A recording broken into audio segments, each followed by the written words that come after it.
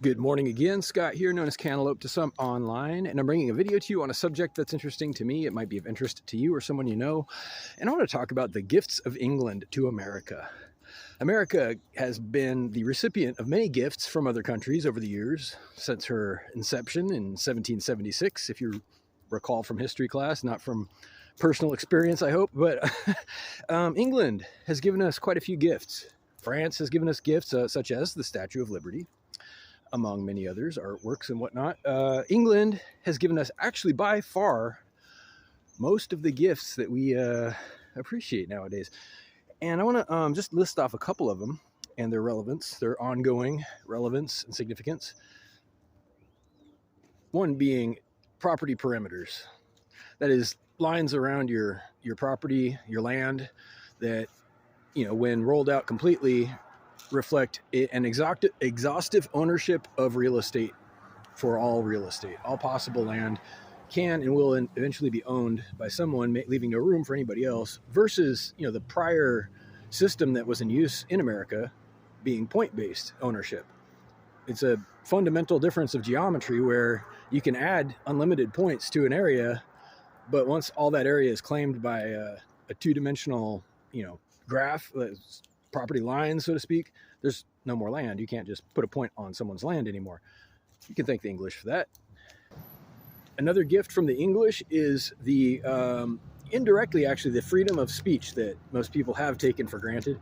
It's the First Amendment of the U.S. Constitution, and it wasn't actually inspired by the English directly, but in reaction to their abuses, plural, manifold abuses. Over the years, centuries, even millennia, that region has been dominated by oppression, censorship, and corruption, right? So that, you know, not to digress too far, but many of the founding fathers of the United States fled persecution, religious and just general communicative persecution from Europe, Western Europe, to come to the United States in search of freedom.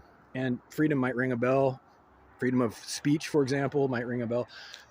And you can thank the English for this, because they had previously denied it in a large way, and it became the standard here in a very legal and formal way.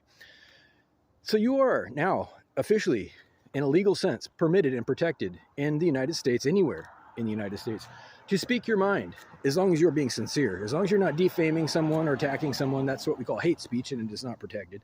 But that would be insincere. You'd be saying something untrue at that point, which violates your protection.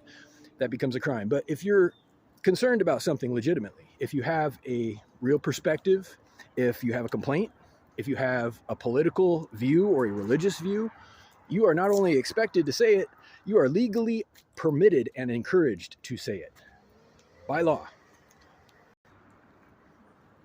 And to wrap up this video, it's not going to be a long video, we can thank the English for a lot of things.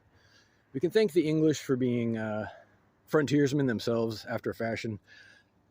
They did colonize most of the planet at one point, and it was said famously that the sun never sets on the British Empire. And I don't know if that's a flex, honestly, anymore. I don't know if safaris were a flex. They did a lot of things. They celebrated the extinction of many species of animals, and it was a huge thing. You would boast to your friends and family that you blew away an elephant or some kind of wildlife, and you would hang its head, its decapitated head, in your living room. And some people still do this. It's funny, sad and funny, but they do. And you can thank the English for that as well. It's a great tradition. Hunting and sportsmanship. They call it sportsmanship, as if there's a sport in, you know, using a high-powered rifle against a defenseless animal. You know, I understand the need to eat. I do. And if you were going to eat it, that's one thing. Blowing away wildlife, on the other hand, just for sport, that's not sport. Anyhow, I've got feelings about the British, obviously. I've got feelings about a lot of stuff. I believe in fairness. I believe in humanity. I believe in responsibility. And I also believe that people shouldn't get by based on lies. I believe that people shouldn't get by based on slavery or intimidation, corruption, and protection by servants that they employ directly. I don't believe that that's proper.